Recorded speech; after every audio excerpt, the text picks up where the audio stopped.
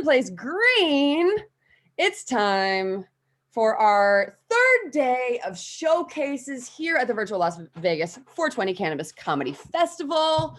We've got Chalk Talk. Yeah. Yeah. Hosted by Aaron Patrick and Omar Sharif. And tonight, featuring Corey Michaelis.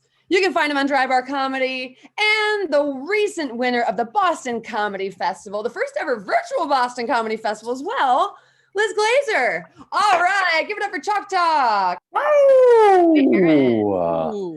Hey, everybody. I'm Aaron Patrick, and I am one of your co-hosts for this evening here at Chalk Talk, and we are an educational, teacher-based style comedy show where we're just, former teachers, current teachers, or people that went to school, which I think is just about everybody, just talking about education, talking about teaching, talking about schools, and just having a good old time. Our show takes place every Thursday. We usually start off our show with nice little 30-minute teacher's lounge kind of vibe, just talking about what everybody's going on with today, what everything's going on, and then that last hour, we just go through some sets, give some feedbacks, and talk about comedy and education. It's a really fun time. So we're really excited to have everybody here tonight. And like I said, if you heard me, I am co-hosting tonight. So I'm going to hand things off to your first comedian tonight. My fellow co-host this evening is going to be Mr. Sharif, everybody. Ladies and gentlemen, thank you. Welcome. My name is Mr. Sharif. You guys can call me Mr. Sharif. Normally after that, I take attendance. Not tonight. I think everybody's here. Everybody that needs to be here is here, so that feels good. How's everybody doing tonight? You good? We're good. Yes. Exciting. I am a teacher and a host here. But as a teacher, I just want to say I want to just kudos to everybody just trudging through this pandemic, man. Life is hard and teaching is hard. This job is hard and we need your help. And the first thing I need you guys to do is stop telling these kids they can be whatever they want to be. All of my drug dealers are former students and they're terrible at it because I did a terrible job. I told the one he was a terrible drug dealer, and he asked me why, and I said for the same reason you were a terrible student. You're never where you're supposed to be, and you never had what you're supposed to have. Why is my weed in aluminum foil? This is unprofessional. You need to upgrade your products. This is terrible. This is bad. Thanks for the evil laugh in the background. Thank you, Jolie. I do want to get the show going. But before I do, does anybody out there have a least favorite word? Ooh.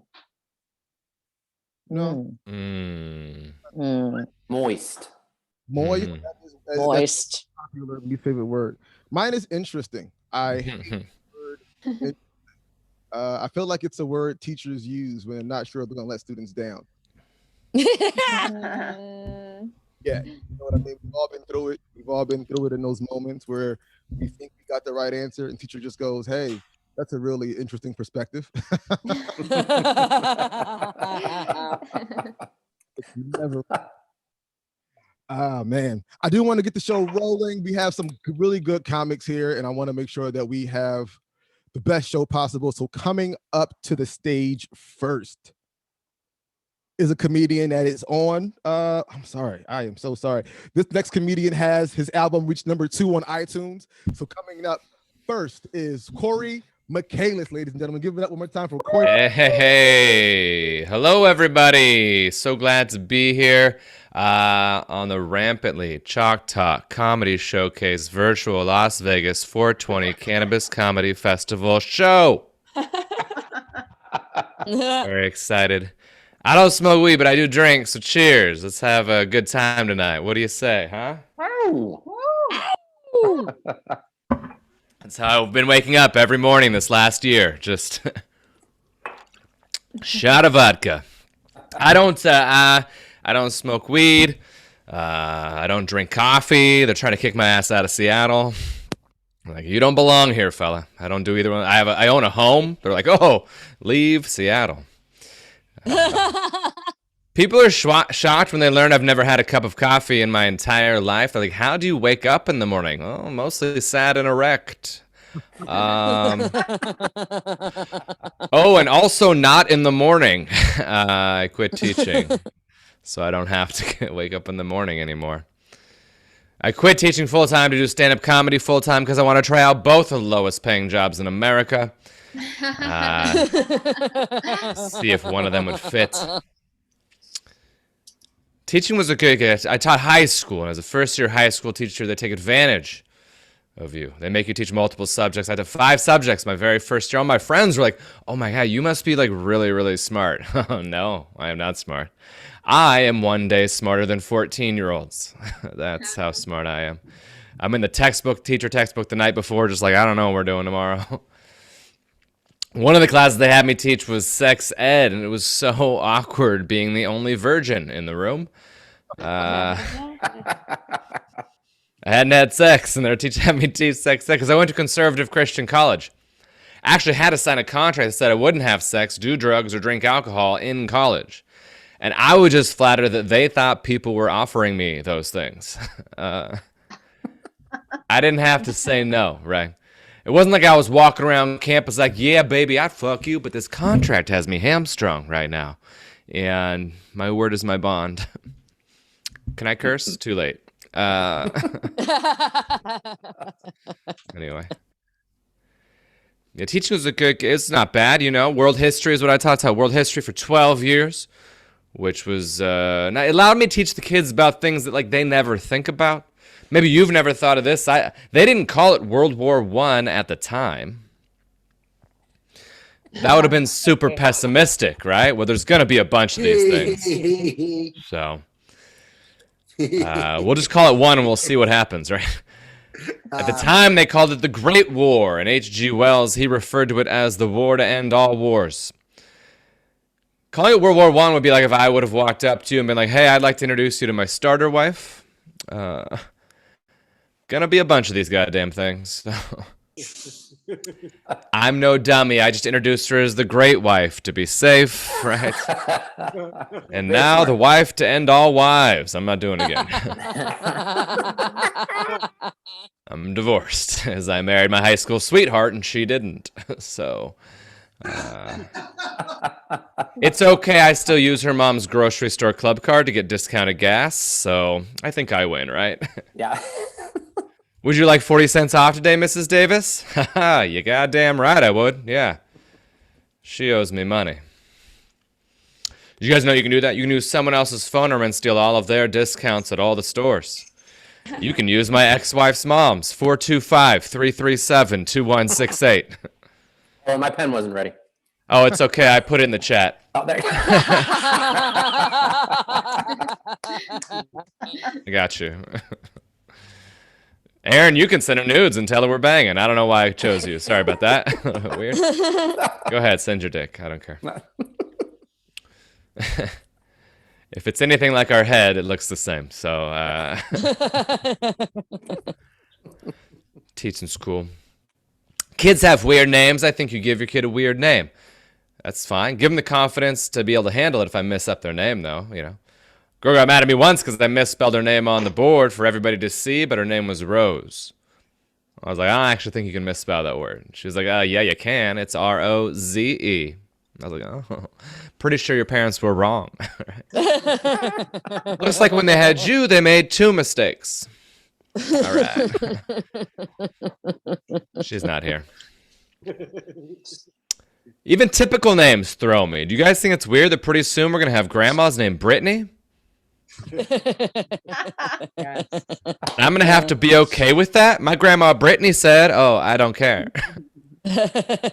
I've never cared what a Brittany said ever in my life, right? Maybe once when she was like, I'm a slave for you, but I don't think. Hey, Brittany, right? Well, my grandpa Skylar, oh, hell no. I don't think Grandpa Skylar has wisdom I'm going to listen to. I have no problem with a young woman named Brittany. I just don't think she's going to know how to be a grandma yet, right? Evelyn, Eleanor, Edna, they know how to be grandmas. Not Grandma Britt, right? I'd go to my Grandma Eleanor's house. We'd bake cookies all weekend long. Grandma Brittany's going to be like edibles for the whole neighborhood. Nap time. Come over here, kids. Look at my OnlyFans. All right. But nobody cares about spelling anymore, right? We don't care. We have spell check. We have autocorrect.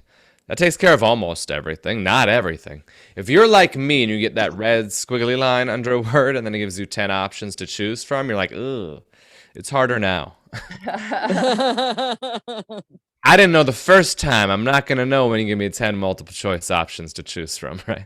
Like my last year of teaching, I got essays from my students about their future plans, what they wanted to do after high school, and a bunch of them were like, I am defiantly going to collage. Oh, you're going to angrily do arts and crafts for your Joanne Fabrics future? That's the big papier-mâché plan? I can tell a couple of you are like, you know what? I don't get it. I don't know what's happening right now. No, you're not definitely going to college, right? Like maybe community college. Mm-hmm. Or like Arizona State or something. I don't know. What's a bad school? But like I said, I would have loved to have gone to a state school. That would have been amazing. I went to conservative Christian college. First, I went to community college also. It was the best 7 years of my life. So I don't want to disparage the good people at community colleges around the country. And then started teaching. I quit, like I said, but I substitute taught for a while in between teaching full-time and doing stand-up full-time because I needed to afford food, right? So I had to have that side job. Substitute teaching is so much better than teaching full-time because I wasn't trying to make a difference anymore. Just trying to make it through the day and catch up on Shameless on Netflix. Like, make sure no kids eat peanuts or whatever. Kids would still have questions, and I had to be like, God damn it, what do you want? I'm in the middle of season 6, and Lip's about to bang like a really hot girl. So, can we... High school only. I only wanted to substitute teach for high school kids. Middle schoolers and their weird facial hair creep me out, to be honest. Elementary school kids are nosy, and they're there all day long. I subbed for 5 days in a row for a friend who was sick in an elementary school. And it was okay, but like the 5th day, a kid walked right up to me and he goes, I Googled you last night. And I was like, oh, hell no. Go home, Google, how do I clear my search history, and then throw your phone in a river. How about that? I go, what did you learn? He goes, that you're a comedian? And I go, oh, that's true. And he goes, how's that going for you? Oh, not great. Good comedians are in New York or LA. I've been in your classroom every day this week. I'm doing a Zoom show this Thursday at 5 p.m. Not killing it. That's good. I don't know. I'll substitute teach mostly high school, like I said, and you got to PE jobs a lot. That's very common. Those are the best. When I get that phone call, I'm like, oh, I'm just going to wear these sweats. I'm not even going to shower. I'll still smell better than these punks, right?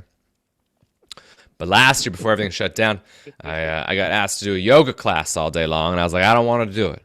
I'm not going to bend over in front of these kids. They already try and make fun of me. I'm not going to fart in front of them also, you know. For sure, that is. They go, that's not a good enough reason. I was like, well, how about this reason? High school, that's a new class. Yoga, we didn't even have that when we were in high school. That means it's an upper level class. That means it's for upperclassmen, right? 0 pimply-faced freshman boys in the yoga class. It's just 100% 18-year-old senior girls in yoga pants practicing downward-facing dog while I'm practicing backwards-facing teacher. Hell no. I'm not going down like this, Lululemon. These are great sweatpants, so. All right, I made them 18 in the joke, so you'd relax. I don't know what else to do for you. I'll substitute teach in an elementary school classroom on one condition, class with kids with special needs. Happiest, sweetest kids I've ever met in my life. 2 years ago, I spent a lot of time in a classroom with an 8-year-old boy named George. What a cute name for an 8-year-old boy, George, right? Well, not Boy George. That'd be kind of a weird name for an 8-year-old. 8-year-old. That's for people over 40 or who watch The Australian Voice. Boy George, gay musician in the 80s. Come a chameleon. We come and go. Come and go. Bingo. Yeah. That was a fight a bit of motherfucker. I don't know the next line. Boy George, awesome. George in my class was great, but he wouldn't speak to me the very first day of school. He was blind and he had some other special needs. And I realized, oh, it must be very awkward to be 8 years old. I keep saying 18 and blind and meet some random guy for the first time, right? So I gave him space and walked away. Then he yelled out, he goes, "You better come back here. I had a play date with Chloe yesterday." And I was like, "All right, I'm back. How was it?" And he goes, "It was fun." And he goes, "Do you know who Chloe looks like?" And I was like, "No." And he goes, "Me neither." Bop, bop, bop. And I was like, "What just happened? Are you serious right now, George? You're 8 and you're making me feel inadequate about both of my jobs. And I'm not happy about it." Hey, you guys are great. Thank you so much for coming out and watching this. This is really fun. Thank you. Ooh. Oh man, Corey Michaelis, everybody. Let's give it up for him one more time. Starting us off here tonight, setting the mood for the room. And I just believe, Omar, I think you got who's coming to us next, right? Yeah. This is a absolutely. So up next, man, is one of our talk regulars. Give it up, ladies and gentlemen, for Don Gavitt. Everybody, thanks for coming out. I'm actually speaking to you from my classroom right now. The kids left about 20 minutes ago. That's why there's a whiteboard behind me, not a green screen, just a whiteboard. I've been teaching high school for nearly 30 years. And, nothing really gets under my skin anymore. I've seen it all twice. But I got to admit, last week, a kid got to me, comes running up to me. He's shaking his phone. He's like, Mr. G, you got to see this. Kids call me Mr. G because I'm dope. And, on his phone is a fashion don't list. Top of the list, fedoras. And it said, unless you're a septuagenarian Portuguese fisherman or a Latino homicide detective working a homicide beat, in South Florida, it's right. And this hurt, right? This hurt. We're talking a band kid here, right? And not a cool one, right? Not a kid swinging a saxophone or a trumpet, knows a couple of Coltrane riffs. No, this kid's got some kind of godforsaken horn that's in a case so big it's got wheels, right? I don't know, something out of Whoville, right? Whatever it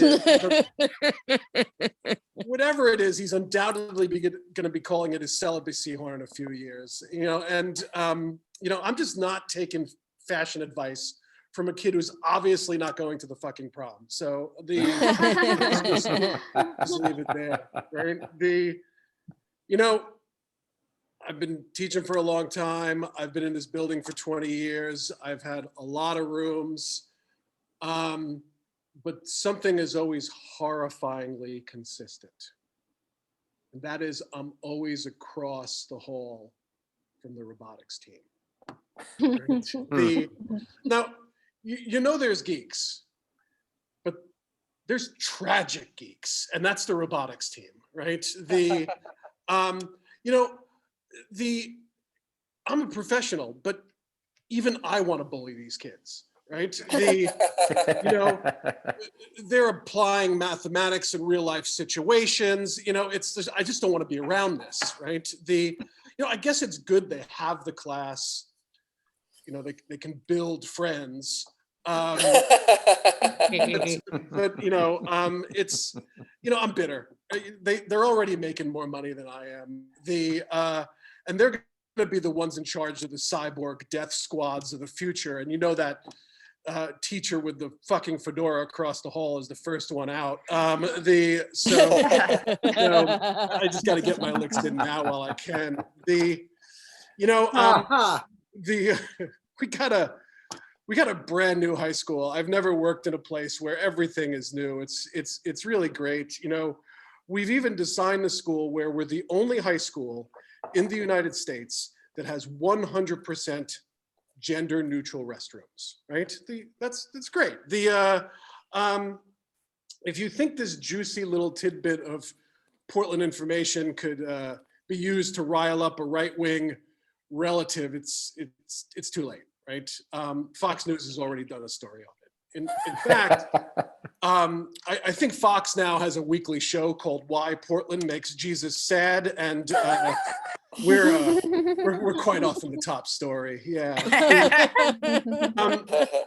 If you've never seen one of these places, they got trough sinks that everybody shares. The bathrooms are in little rooms with floor to ceiling doors, and you wash up in common space and what have you. The beautiful thing about it is that you have freshman boys and senior girls in the same space, right? You can tell the freshman boys, they're about 3'11", and they got that backpack to body ratio that's just really not stable. Girls falling over, little turtles.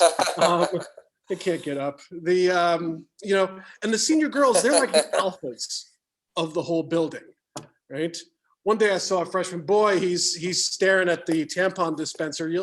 He's heard of these things, but he's never really quite experienced one.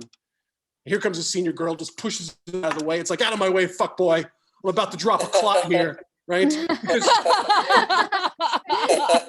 Because that's how senior girls talk now. They sound like 70s New York cab drivers, right? Like, sorry, Mac, I can't bring you to LaGuardia. I'm about to paint the bowl here, right? You gotta be on the lingo, right? With the remodel, there's one thing I've never experienced before, and that is that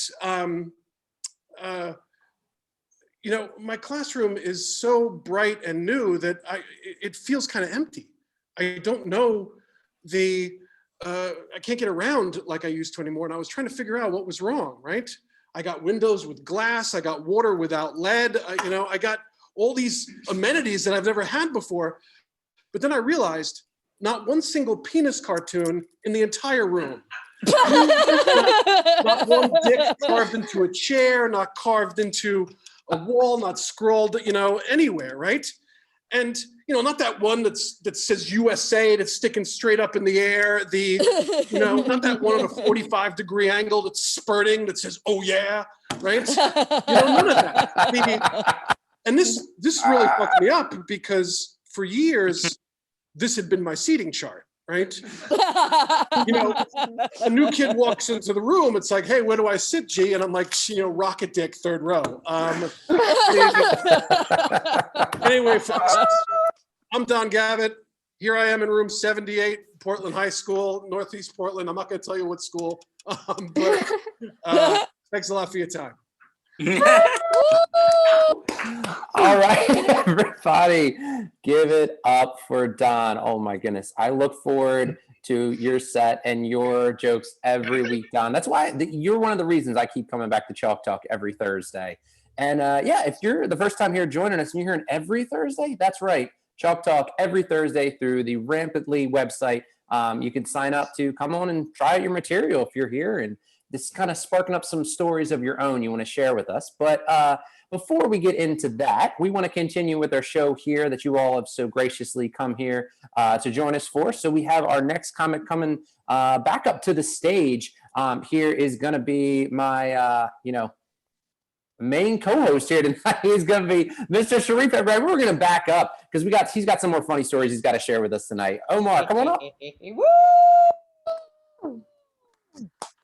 Right, that's right. I just blew myself.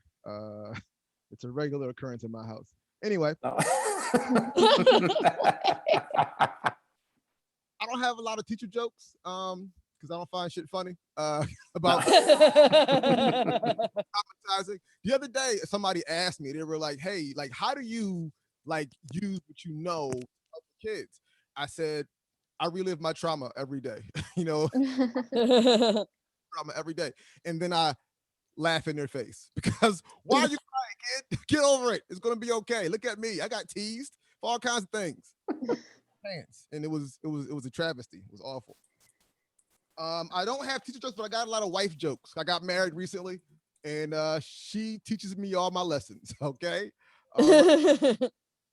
First thing I learned was that communication is key. It is so important. The hard part about a communication is that it's 90% nonverbal. 90% nonverbal. 80% of communication is physical, 10% is tone, and 10% are the actual words. That's a lot to like filter through. Okay.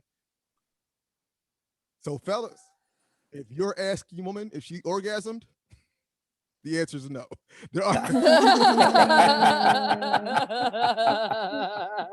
lying. It's part of the script. She's a fucking liar. Okay, it's not true. Okay, there are physical signs. There's tone. Her tone should change. If those things don't happen, she is a liar.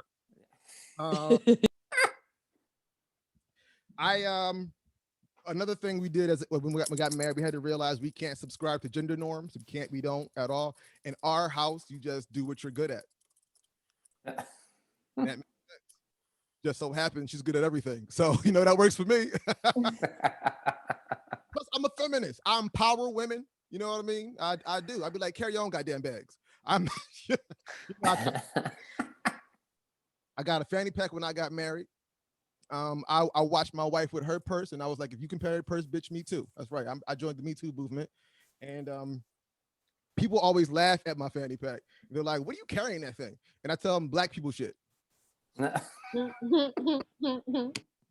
piece of catfish, CBD, shea hand moisturizer, watermelon seed. But no, in our house, you just do whatever you're good at. So like when I met my wife for the first time, because I'm Muslim, I didn't go in for the hug. I just had a little handshake. And I realized when I shook her hand, it was soft to the touch, but strong at the tips. Immediately I knew. Masturbates a lot, okay? And you will open all the jars in the whole house because she's got stronger fingers than I do. Why would I struggle with jars? Oh, she grinds. She breaks up all my weed, but I can't find my grinder. I roll the blunts though. It's a symbiotic relationship. I'm just joking, guys. She rolls the blunts. She got stronger. I do those kinds of things.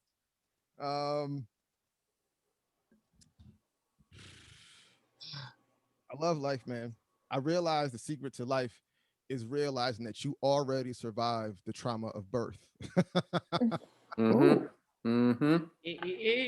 Listen, if you don't know that's what's happening, that's trauma. It's trauma happening in real life. Baby was free, and then some white man just snatched him out. Who is this? Who is this? Ah! Nobody's listening. Nobody's listening.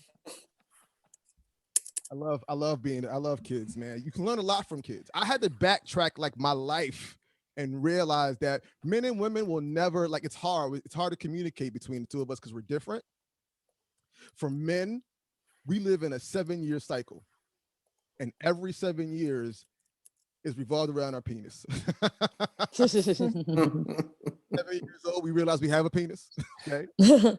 14, we realize our penis is more than just pee. My 21-year-old said penis has been around the block a few times. By 28, said penis burns. There's a lot of things going on. But women have their first period and be like, I have girl problems. And then life just continues. Anyway, I'm going to get out of here right now. Cringing. I see the cringing out there. I see it. Anyway, that is my time, guys. Thanks for listening again. Coming again. Oh, Man. All right. Well, thank you, Mr. Sharif, for sharing that with us. Oh, I love it. I love it. I love it. All right. Well, we're going to keep this thing rolling on. Our next comedian is going to be coming to us from Austin, Texas.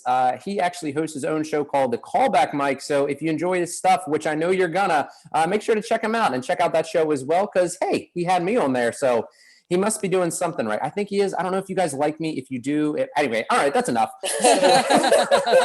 Coming up to the virtual stage here at Chalk Talk as part of the Las Vegas 420 Cannabis Comedy Festival presented by Rampantly. Simply Courtney, everybody. Oh yeah, oh yeah. Hey, hey, what's up? Can y'all hear me? Because I am sitting in a Chick-fil-A parking lot. We good? All right. Cool. Hey, man, you got to do what you got to do. I got the fam with me, so I got my little kids here with me. If you notice my name off that, it's Simply Courtney, misspelled with a Y instead of an I. It's a tribute to them. And so, you know, I just bring that up not as a joke, but, you know, black dads matter. You know what I'm saying? So a little bit of flex. Anyways, I am what's known as a not necessarily a teacher, but I'm a Parks and Rec professional, which means all you teachers, y'all do all like giving the kids the work during the day. Well, then they come home or to the rec center with us and we have to help them solve that shit. So thank y'all so much. Yeah. I've been doing that, or not been, I don't do it anymore, but I did it for a little bit over a decade. So about 12 years, I was the Parks and Rec person here in Austin, Texas. And I dealt with a lot of the same headaches that I feel like a lot of my education professionals have to deal with. Sharif almost died. Oh wow. RIP, I guess, almost.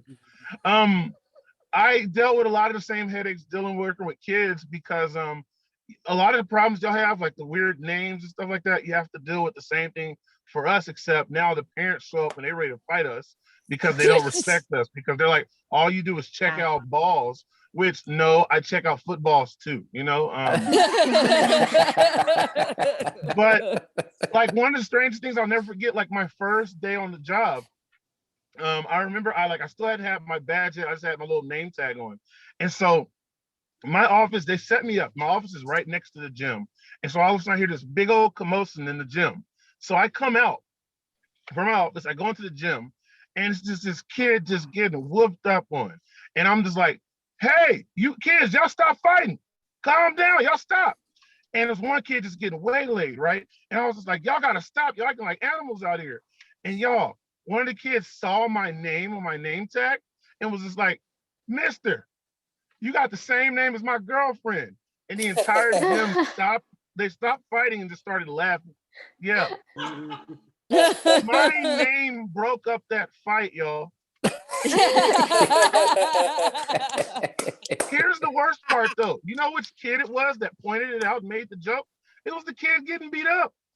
Yeah. I immediately was just like, hey, y'all keep kicking his ass. I'm going in my office and I immediately logged into LinkedIn and started looking for jobs. Like, oh my God. This kid's horrible. 7th grader was mean. Oh my goodness. It's interesting, man. Working with kids, it taught me a lot about myself. And actually, I still do teach. I always forget to tell people, I teach defensive driving now. And still the same thing. Everybody's angry when they get there in the mornings. You have the afternoon, people want to fight you. Every now and then parents show up and don't understand.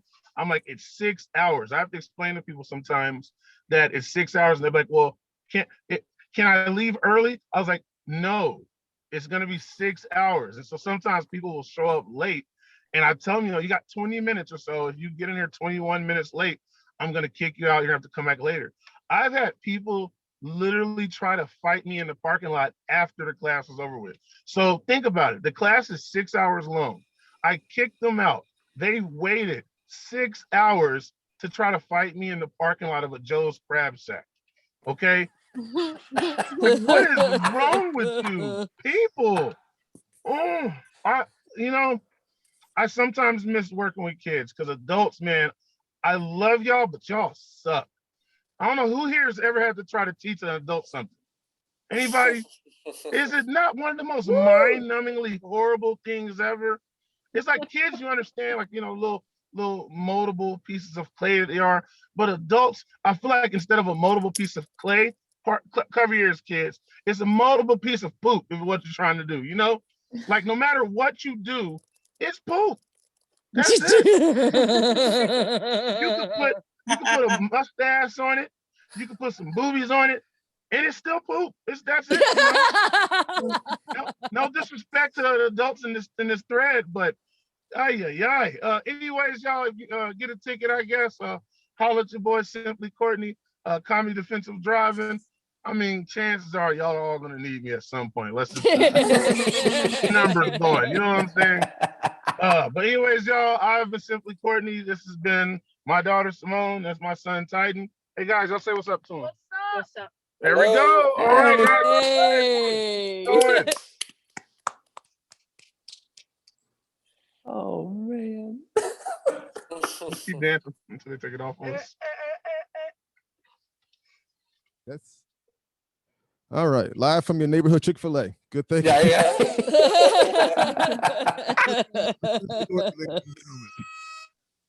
All right. Up next, man. This is an honor for me. This is a huge honor for me because I get to work with these people on a regular basis, these next few comics. So up next, please give it up for the not the blonde bombshell, but the redhead bombshell, Miss Val Pascal, ladies and gentlemen. Give it up for her. Woo! Hey. And you can tell that Mr. Sharif is a teacher because he pronounced my name correctly. Yeah. Which I gotta be honest. Teachers, principals, people that were announcing the names at graduation, open mic hosts, they've all gotten it wrong. And at this point, I'm not even mad. Not even mad. It's not their fault. Not their fault at all. You know why? Because my name is spelled stupidly. It's not any teacher's fault that my ancestors were apparently Mayflower era hipsters coming to this country being like, oh, let's put an extra L at the end and make it fancy. Let's put a H in the middle, give it gravitas. Nobody else will have it be like this. Thanks, ancestors. I like a couple other people here are I'm in Washington D.C. Woo! And yeah, that's right. Yeah, Mr. Sharif in the DC area. We got at least 2 audience members here from DC. What up? To the people that I brought with me. And I came here thinking that I was going to be molding young minds in this nation's capital. That is what I want to do to make a difference. So obviously, now I'm a bartender. I went from teaching pre-K to bartending because it's exactly the same. Oh, you think it's not? I am still cleaning up people's puke. I am still telling people no, they can't eat that shit off the floor. I am still running open mics on Wednesdays. And in case you're wondering, the 4-year-olds are the better audience than the bar patrons. All you got to do to make a 4-year-old rap is find a word that you can rhyme with baloney. They'll be laughing. Come up to start an open mic comedy show in a bar for people who aren't expecting it. And you're like, hey, what's up? Welcome to the Lively City open mic. I'll be your host and your bartender. I'll take your order as soon as I finish this tight 5. Please don't give us a bad Yelp review. Which somebody took as an excuse to give us a bad Google review. Fuck you, Eurotrash. This career change had to happen, though. For one thing, 4-year-olds are terrible tippers. I mean, they can't even write out 20%. For another thing, I actually needed to go into a job where I would be less likely to be sued. Because like I said, I was a teacher in DC. You think parents in your cities are bad? Imagine if they had power. Then they'd be unbearable. But it's okay. You know why it's okay? Because when I miss the classroom, I still get to spend my time with teachers. They are there all day because teachers drink more than everybody. Mhm. They Cheers. drink more than everybody. And I work in a neighborhood with a homeless shelter around one corner and a police station down the street. And sure, Detectives O'Sullivan and McDonald can knock back that Guinness when the Liverpool game's on. But God help them if they get in the way of Miss Patty. Because she needs her margarita. She needs to forget about Caden from third period. All right, that'll be it for me. Thank you so much for having me. Ooh. Oh my goodness. I am glad you got away from those kindergartners. Jeez Louise. I'm glad they got away from you. Jeez Louise. That was it. This is Pascal. Ladies and gentlemen, give it one more time for Valerie Pascal, please. Coming up to the stage, my favorite bald-headed twin. My co-host, my brother in arms. Give it up one time, guys, for Aaron Patrick. Hey, everybody. Oh, my goodness. Oh, I'm looking forward to this. So my name is Aaron Patrick. And if you notice from my name right down there, I am an E-R-I-N Aaron. And if you were thinking to yourself, aren't most E-R-I-N Aarons women? You would be correct. Yes, that is true. That is true. And wish you would have been there 34 years ago to give my parents that little tidbit of information. Might have made my, adolescent years a little less awkward. I think would have helped out a lot. Would have appreciated that. But I will say, since we're kind of talking about education, talking about schooling, I wanted to talk about one of my, I don't know if I could say the word favorite. Is favorite the word I'm looking for? Most hated memories. That's it. That's the word I was looking for, which was my first day of middle school. And all thanks to my parents, it just made it, it was amazing.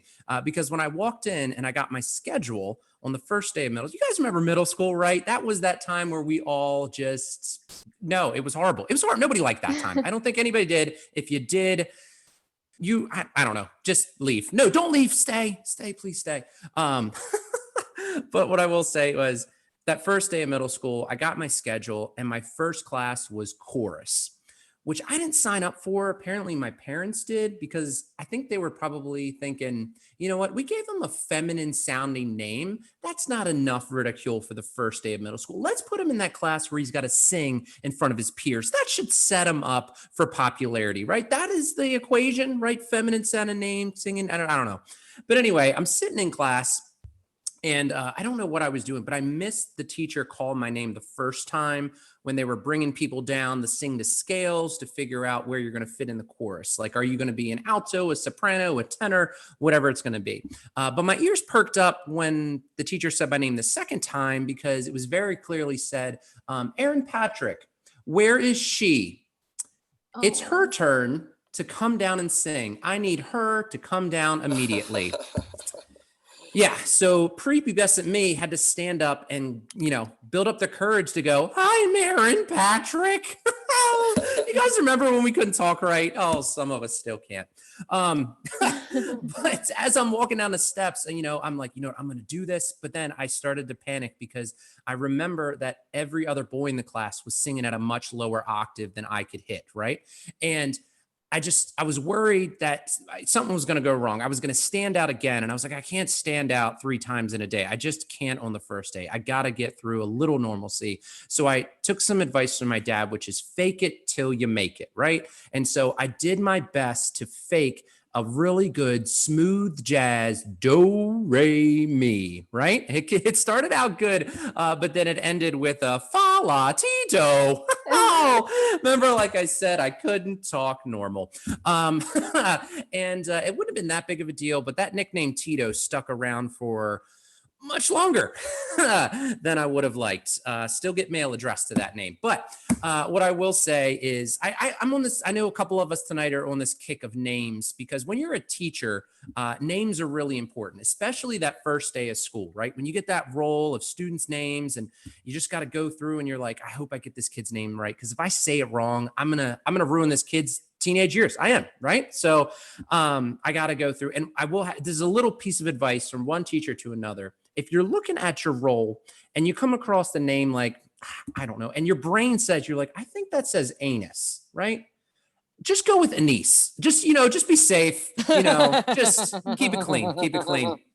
But like I said, I am a teacher, and more specifically, I'm a librarian, or as my father-in-law likes to say, I am a male librarian.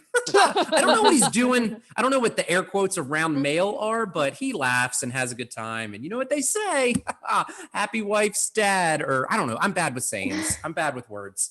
But I'll wrap things up here with this.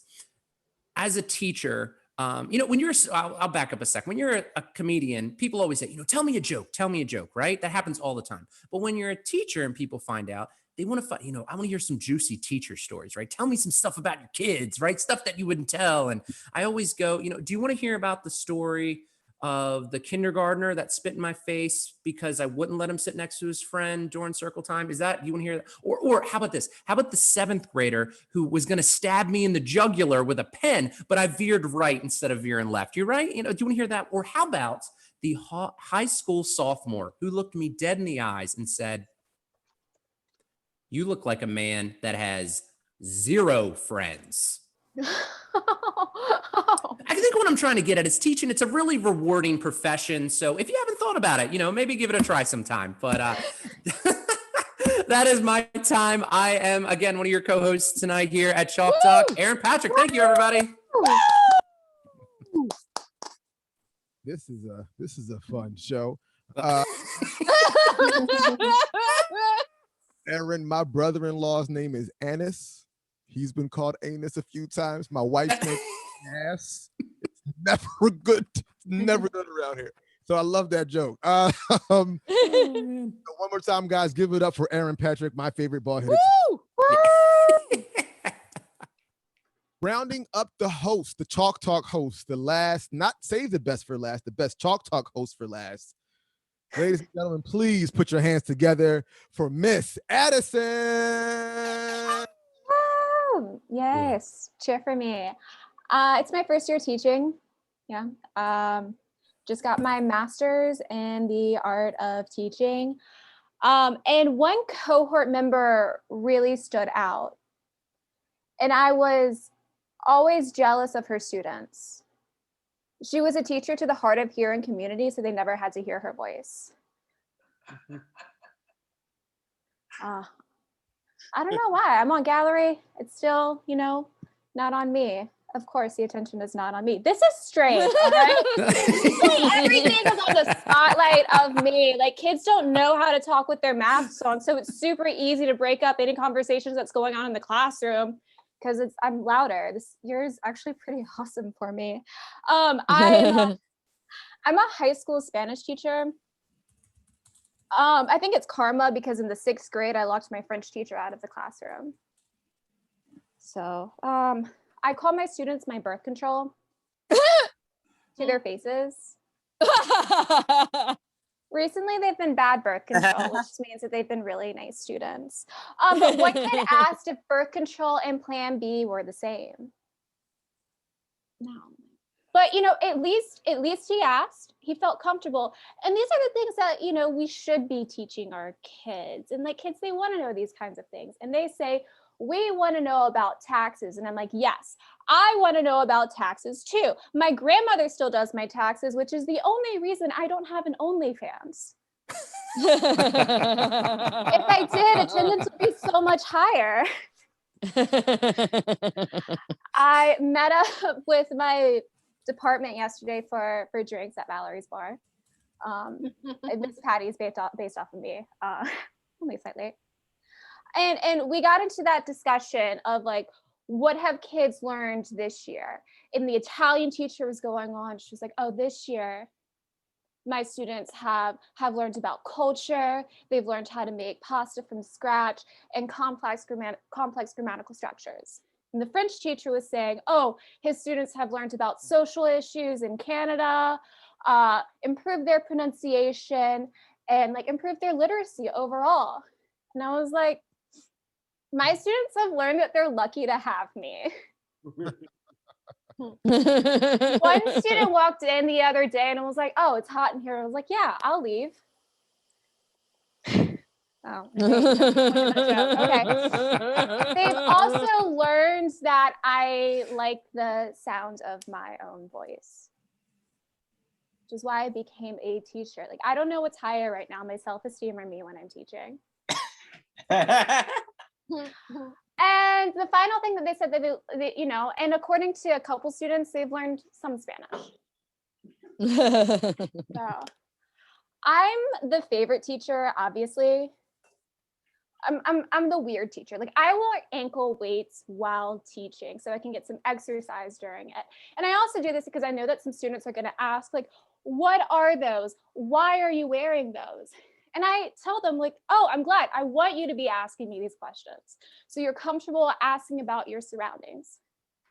So I go into my lesson, and because they're 14-year-old kids, I lose their attention pretty immediately. And when I realize I've lost their attention with the ankle weights, I do a headstand. Yeah.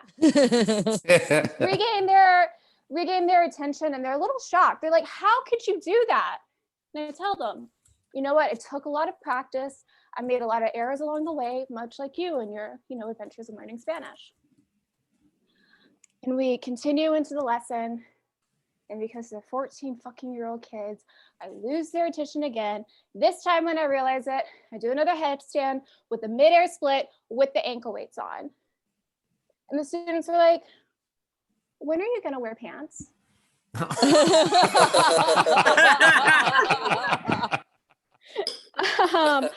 I will end this with my favorite impression of my students this year.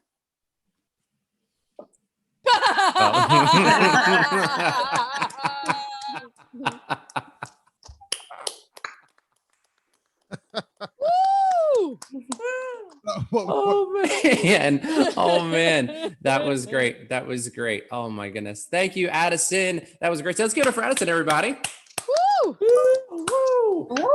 So now that we've kind of run through all of us, your hosts here at Chalk Talk, which again, that is a weekly show here through Rampantly on Thursdays at 7:30 p.m. Eastern Standard Time. It's time to get back into some of our regulars here at Chalk Talk that we love. So the next comedian coming to the stage is going to be Helene Witt, everybody.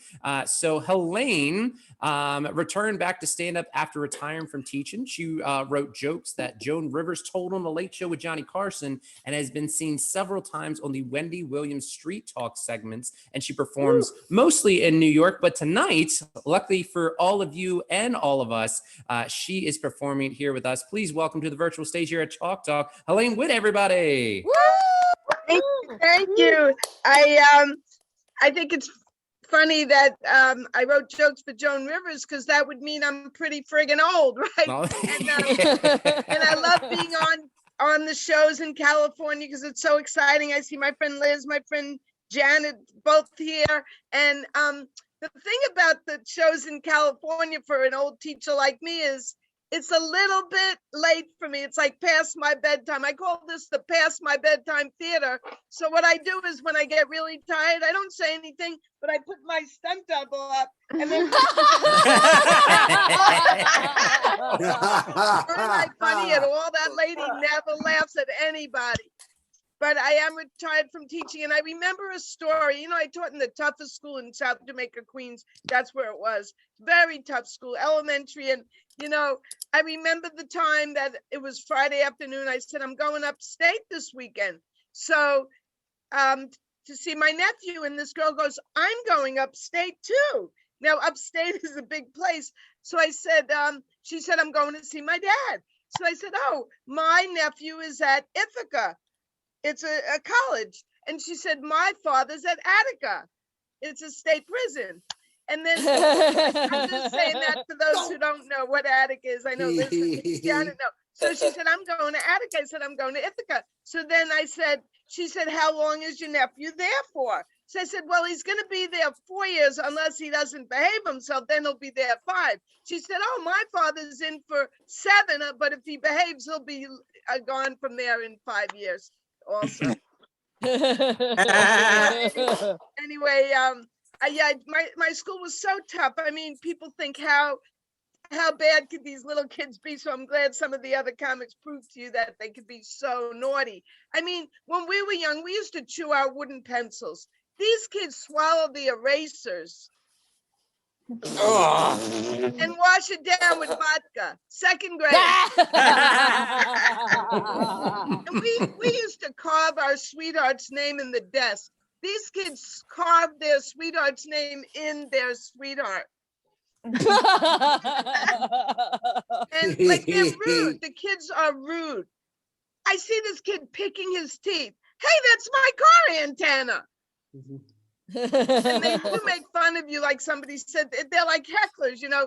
This one girl sitting there, tiny little girl, she goes, Miss Witt, you know, you're putting on a few pounds. I'm in the middle of teaching math, right? And I'm thinking, when she was punished and she had to go to the PTA, was she sitting there and the PTA women were like gossiping about me and she picked it all up?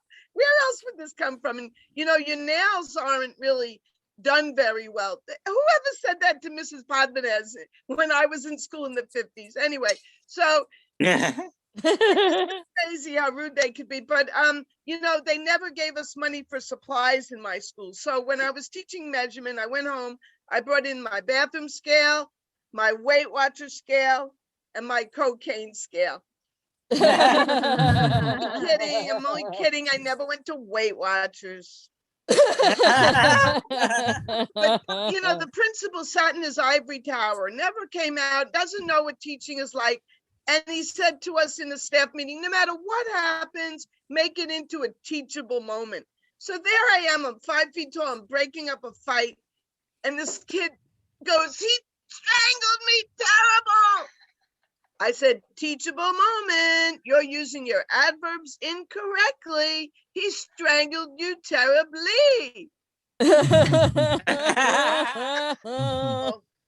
Unbelievable. And, you know, when we were young, we read, I don't think anyone here is close to my age, but we read what you call the Dick and Jane readers. You couldn't pick whatever books you wanted, like Goosebumps or, you know, anything like that. But we had to read these Dick and Jane readers. Everyone read the same book all over the country. And they went like this: run, Spot, run, see, Spot, run, see, Jane, run, run, Sally, run. So the principal said, you have to change the books to relate to these inner city kids. So I did. Run, Spot, run. See, Spot, run. Spot is a pit bull. Get rid of that gun. Run, teacher, run. Well, thank you very much, ladies and gentlemen. That's it. Great. Awesome. Thank you, everybody. Give it up one more time for Miss Witt, Miss Helene Witt. Witt. All right, up next, John O'Keefe, coming to us from Dublin, Ireland. He's known to us as the Irish guy. Please welcome to the stage, John O'Keefe. Woo, John. Woo. Oh my God, that introduction was too much, please. Oh my God. Whoa. Whoa! Take it easy, folks. I'm just a man. It's great to be here. It's great to be here. It's great to see my face, as always. I love that. I'm a teacher. I teach ESL. We call it TEFL, teaching English as a frustrated loser. I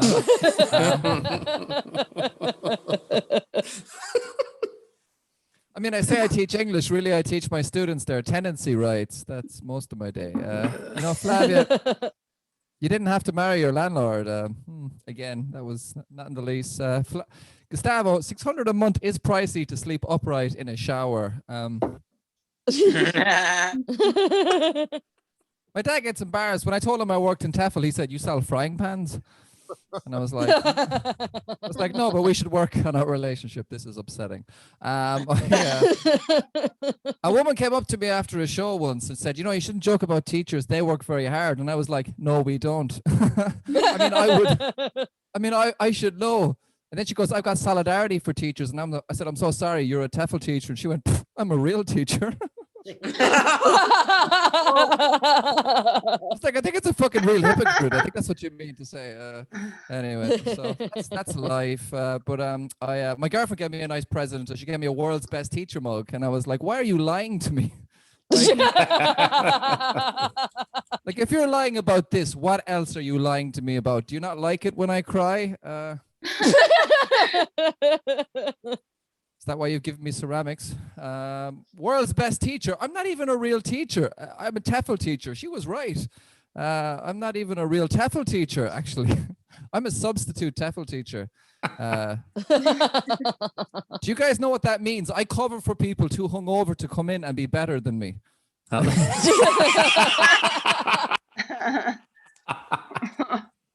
Every day I think, is it possible to get fired from a fake career? I'm not sure. Is that a thing? Cover jobs are weird, though. I don't know if any of you do cover work. Sometimes I walk into a cover job and they've had no teacher for weeks or sometimes even months. And they always go to me like kids, are you my new teacher? And I have to be like, no, but I understand why your real teacher left. Oh, you've driven away with all your hope and your questions. And then they cry and you have to start consoling them like, it's not your fault. Don't blame yourselves. And most importantly, don't blame me, okay? I'm just a subrat. Really, I'm a half a page ahead of you. I'm actually behind the smart ones. I don't actually understand English grammar. So don't ask me any questions. It'll be awkward for both of us, really. I'm just saying I didn't need a CV to get this job because the last teacher's in an institution. This TEFL cert took a month to get. I'm pretty sure that's illegal. The certificate school is closed pending investigation. So that's not ideal. And look, don't be inspired, kids, okay? If I'm good for a week, it's because anyone can seem good for a week. Look at God.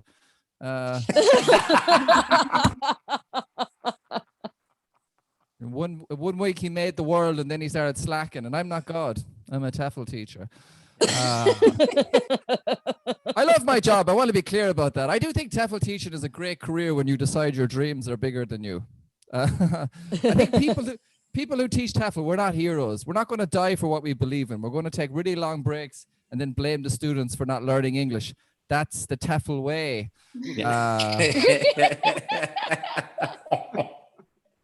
There are some, I never say I'm a teacher because I think it's wrong to lie. For me, saying I'm a teacher would be like saying a person in an ABBA tribute band is talented. You know what I mean? Like, it was a bad band. It was a bad band to begin with. Okay, I've got to finish really quickly on this. There's a few different kinds of TEFL teachers you might encounter. Like, my favorite one is the one ancient teacher who's been into every school. Every school has one of these guys. You know, this guy is always like, I have a very pathetic brown satchel and I make the same money as the day I started. I've worked in 11 countries and left each of them defeated. I look like an aging accordion. The only party I'm invited to is my own funeral. You know what I mean? It's kind of... Then you have the know-it-all teacher. This person's always like, I know everything except how much everybody fucking hates me. You know, it's good fun. Anyway, guys, I'm just about out of time, but you've been wonderful as always. Thank you so much, Chalk Talk. Woo! Oh my goodness, John O'Keefe. Let's give it for him one more time. One more time. John, what time is it where you're performing right now? Let me see. It is 2:24 a.m. 2:20. Let's give it up for that, everybody. Because I know this show started at 5:15 p.m. on Pacific. I have a 4-year-old, and it was already tough for me thinking, oh, this is at 8:15 on a Thursday. Oof, tomorrow's gonna be rough. But 2 a.m. What's it like tomorrow? Is tomorrow gonna be good for everybody? Is there hope for us? I'm not since you're tomorrow. Isn't that how time works? I don't know. Anyway, I don't know anything. Oh my goodness, it is way past my bedtime. But you know what? It's not past the time for this show to end. I don't even know if I said that phonetically correctly, but we'll keep moving on. Oh my goodness. Thank you, John, again, for bringing the funny for us. But our next comedian coming to the stage, if you learn nothing tonight, I will tell you one thing. This is a tip for any of you looking to be comedians out there. If you're trying to get on a show, just find your way into the green room before the show starts and just be like, is this where I go or am I? And then, you know what? You never know. There might be some time left on the show and you might find yourself performing, because that's what happened to our next comedian, who is coming to us performing tonight from her bedroom in North Bergen, New Jersey. We're welcoming him to the stage here at Chalk Talk, Janet Regensburg, everybody. Wow. Well, thank you so much for squeezing me in here. And I really didn't know what I was doing when I signed up, but I'm so happy to be part of the Chalk Talk team here. And you guys are all great and funny. This is awesome. So, of course, you know, I'm a teacher. No one's ever shocked about that. They say I look like one, but it wasn't always like that.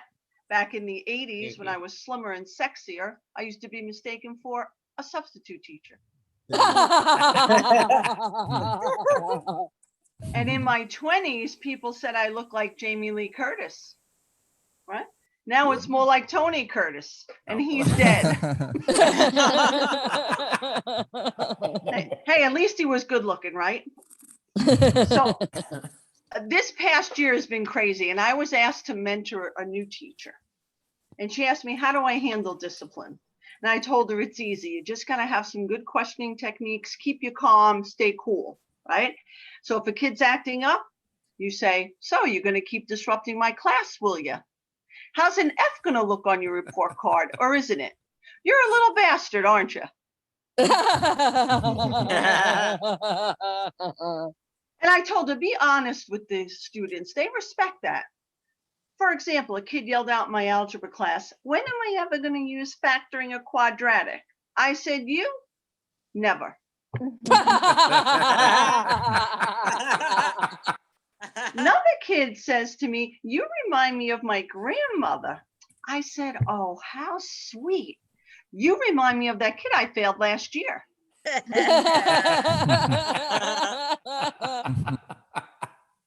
And at the beginning of each school year, I tell the kids, listen up, this is very important. If your parents don't come to back to school night, you get extra credit. Yep. I don't want to meet their parents. Let's face it. There's no easy way to tell them, you fucked this one up. And we all know it's been so tough teaching remotely, but you know, there's been a few things that I've liked, like not commuting at 6 a.m., no shower, and day drinking. But I do miss like the interaction with my students and my colleagues and all the wacky things that go on at work in person. Like the time I ran to the bathroom in between classes. And as I'm coming out of the faculty bathroom, one of my colleagues is standing there and she says to me with her hands at her side, there's no way you washed your hands to the alphabet. I said, oh no, I didn't have time for the entire alphabet. I only had time for A-E-I-O, fuck you. Thank you guys, and thanks for having me on. I really appreciate it, and you guys have been great. Oh man, you always need to be ready to go, because Janet, that you brought it. Thank you very much. Let's give it for Janet one more time, everybody. Thank you. Thank you. Awesome. This has been a great show. This has been an amazing show. Please, everybody, one time, give it up for everybody who's here so far. We're wrapping it up. We're coming to the end. Thanks all the comics. Thanks all the audience members who are here. Our next comedian, our last comedian of the night, closing us out This comedian is a writer, actor, and the winner of the 2020 Boston Comedy Festival. Before all that, she was a law professor, a job where she was very funny at. I'm sorry.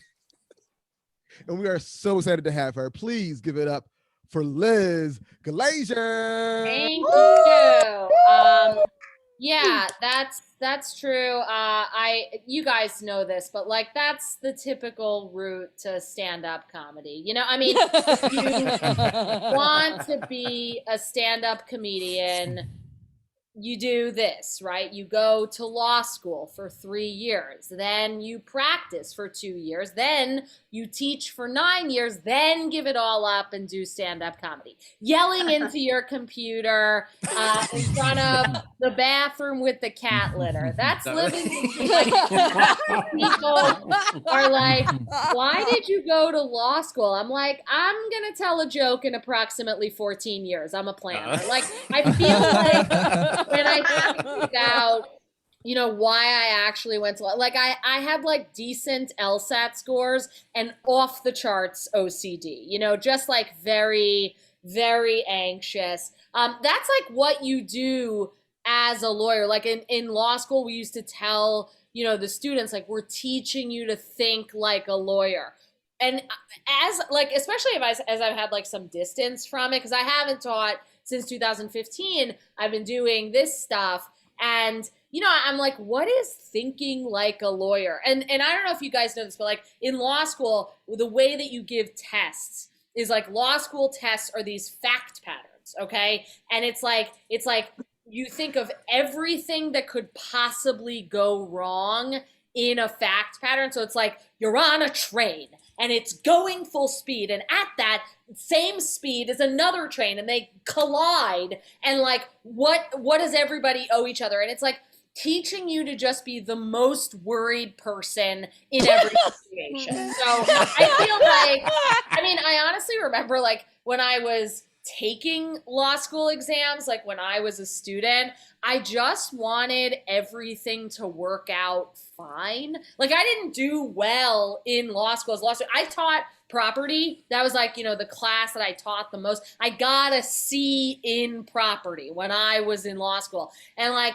I just like spent a lot of time trying to make sure, like, it's just like, well, couldn't they have just survived? Like, why do we have to assess what jail time people have to serve? Why couldn't everything just have gone fine? So anyway, that's my background. Because I used to be a lawyer, people like assume things about me, which are always wrong. Like, I mean, when I think really about what I did as a lawyer, it's like I sat at a desk being CC'd on emails I didn't understand. That's the job. And I did it well, especially the not understanding part. But like, because I used to be a lawyer, like my wife and I are buying a house now. We're like in the process. Actually, we're not. I just want to keep going back to gallery view. It's not enjoyable for me. Well, I guess maybe Ms. Addison, you were saying you really like hearing yourself, and do you keep your spotlight on like during your performance? You do? Okay. No, I go to gallery. Oh yeah, I mean, this is the only time I get to see people. I'm interrupting. Yeah, totally. No, I didn't mean to like call you out on that. It was just a question that arose. So, anyway, but so we're not actually buying a house because, like, honestly, good luck. I don't know who can buy a house right now in this market. It's like if you have a house, sell your house right now.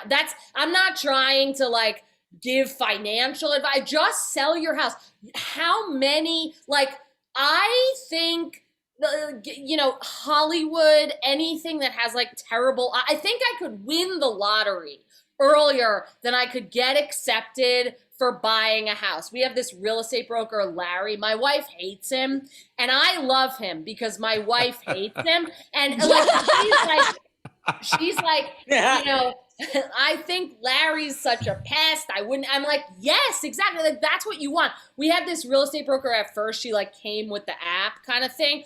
absolutely, it's like I wanted Barbara Corcoran. We got a librarian. No offense to the librarians, Erin, you're a librarian, but like I don't know your personality, but I'm guessing it's like some jobs, like a lawyer, like you want to hate your lawyer, you want to hate your real estate broker. Anyway, so okay, very happy to be here on Zoom. You know, I imagine like the teachers, there's a lot of Zoom going on. Here's a question. It's an educational question. Do we know for sure that it's pronounced Zoom? How come it's not Zoom? Okay, just a question. I'm not trying to divide the Zoom. Okay, but the thing is, like, here's my theory. Like, you know, like when you read a book over summer vacation and like you're not seeing the people who are also reading the book, similar to how we haven't been seeing each other because we're isolated, maybe, you know, just it's been a pandemic, whatever. And like when you're reading the book, you think you're saying the words right. And it's not until the first day of school, you're like, oh yeah, I totally knew. Like I knew it wasn't pronounced Hermione, right? They definitely did not do the dossier. They didn't serve hors d'oeuvres at the Christmas party, right? Like they didn't. They picked a cupboard. You know, she crotcheted a blanket. That's what it said. Like I think we're gonna get out of quarantine, and some of us are. Some of us have gotten the vaccine. I get it, but I think once the pandemic is over, we're gonna find out it's Zoom. That's my theory. Okay, and by the way, during this pandemic, I don't know if I'm alone here, but I cannot sleep. Anybody with me on this? Cannot. Oh my God, Valerie, Helene, Janet, can't sleep. Erin, you too? Yeah, honestly, during the whole pandemic, and I have tried everything. Like I've tried Benadryl, I've tried Melatin, and every night I go to bed dreaming of literal anesthesia. How many Melatin equal anesthesia? Like, it's just like, I honestly, during the pandemic, I had the pleasure. I had to get local anesthesia, passed out, unconscious. Like, it wasn't supposed to happen. It was just local, but it happened. And I come to, I look at the doctor and the nurse on top of me. My first thought was like, why did you wake me? This was the best nap I've had since March of 2020, right? Next week, I'm gonna get a colonoscopy. I know what, maybe I'll give blood and faint. It's honestly, it's like the best chance I have. And the thing is, like, you ever try meditation apps? Do you ever do this? Like, YouTube? Okay, yeah, me too. Valerie, Janet, okay, great. Jess, you too, fantastic. I mean, honestly, they used to work for me. Now, no way. They're gaslighting me. Okay, because the thing is, it's like, I know we're on the way out of this, but it's still really stressful. And I think like a lawyer. So I'm always thinking the worst. And so I'm listening to these meditation apps. The meditation's telling me everything's fine. You can relax. Nothing's wrong. I'm like, excuse me. When was this meditation recorded? Like, I need a meditation that's recorded like now, maybe something in the far off future. Like somebody's like, you know, it's 2026. It all works out fine. You can go to sleep. Like, I can't handle it. It's so stressful. But honestly, one thing I am going to miss about this whole everything is it's a minority opinion. I already know it's going to divide the Zoom, but it's like, I'm going to miss a COVID test there. I said it. Okay. And honestly, I mean, spit you can have. I don't care for a spit test, but nosy. Oh my God. If I can't get one of those extra long Q-tips after the pandemic, I'm calling the CDC. Honestly, because no, and it's like, I read the article about how it's like sexual. I don't honestly think it's that for me. Okay, maybe, but I honestly, I don't think so. But like, it's like I went in, and first of all, my friend was like, you're gonna hate it. And unfortunately, we all know my feelings about Larry already. Like, I love loving things that people tell me I'm gonna hate. So I go in and I'm already like, this is gonna be great. Honestly, after the woman was done, I was like, what did you find? Can you do that again? Like, so fun. And I wondered, I'm like, what was that? Like, why did I love this COVID nosy test so much? And I was like, maybe like the first unexpected touch from a stranger in months. You know, that could have been it. And then I was like, I don't know, maybe, you know, and then I was like, well, maybe it's like the excursion aspect. I mean, it was practically an artist date. I mean, it was basically like a mani-pedi and a massage all rolled into one gloriously long Q-tip going straight up to my brain. But I digress. Like, I was like, you know what it was? was the only thing that finally got the far back booger out of my nose. Like, honestly, I mean, I am there. I'm going to get them even after I'm vaccinated. At this point, I'm just going for fun. You know what I'm saying? Like, they think I'm a frontline worker. I could not be more non-essential, truthfully. No, I love it. This has been a lot of fun. I have a minute left, and I honestly, I'm not really sure, what to do in a minute. But I thought of this, like, very short joke. I don't know if it's funny, but somebody was like, I'm half vaccinated. And I was like, but it's on your mother's side, so it counts. So that's a fun short joke to get out of here. Thank you so much. I'm Liz Glazer. Good night. All right, Liz Glazier, everybody. Let's give it up for her. I love it, Laurent. Awesome. Well, hey, first things before we get out of here, let's give it up for my co-host tonight, Mr. Sharif, everybody. Woo! And let's give it up for all the comics here tonight. We had Corey, Don, Valerie, Addison, Janet, John, Simply Courtney, myself, Mr. Sharif, and Liz as well. Please give it up for all your comics. But you know what? It's kind of rude of me. I'm saving the best for last here because we would just be here talking to ourselves if it wasn't for Jess and Commander Akari's iPhone, Allison, John G, Walter, all of you audience in the room. Thank you all for being here, laughing with us. We really, really hope you had a good time. And if you enjoyed this kind of format here, talking about education, talking about teaching, talking about school, come check us out again. Every Thursday, Chalk Talk is, like I said, 7:30 p.m. Eastern Standard Time through the Rampantly family of shows. And if you're just, an out there comic or thinking of trying it out, definitely check out Rampantly's website. They got a ton of mics pretty much every day of the week, any kind of genre you think. If you want to talk about, I don't know, you want to go blue material, you don't want to talk clean, that's fine. If you want to do, I don't know, in different languages, I think, and we have different languages going. And if you're out there and you're just thinking, you know what, I've been going up through a lot, I had a hard breakup and I just want to talk about it, maybe check out Splitsville. And if that's what you're thinking about, you should stick around because that is actually the next show here in the live stage is going to be Splitsville. And I think we're going to be turning things back over to Jolie here. And so one more final round of applause for Jolie, kind of putting all this together. She is the mastermind about this. So thank you, Jolie. Woo! Hey, everybody. Awesome. Yay! Thanks for coming to the show. Yes, please feel free to stick around and check out the other shows. There's a great show coming on now. Splitsville with Gabe Abelson and Rich Chassler. Gabe was late night writer for David Letterman, Jay Leno, and Craig Kilborn. And Rich has been in a ton of stuff too. And but there are also a bunch of other shows going on. So if you just come in the room for the first time and you don't know how to navigate, you can just take your cursor there and go to the breakout rooms. It's one of the options on the bottom of the video screen. Right now, it looks like we've got Comedy Therapy's Cosplay Comedy is still going on with 15 people in the room.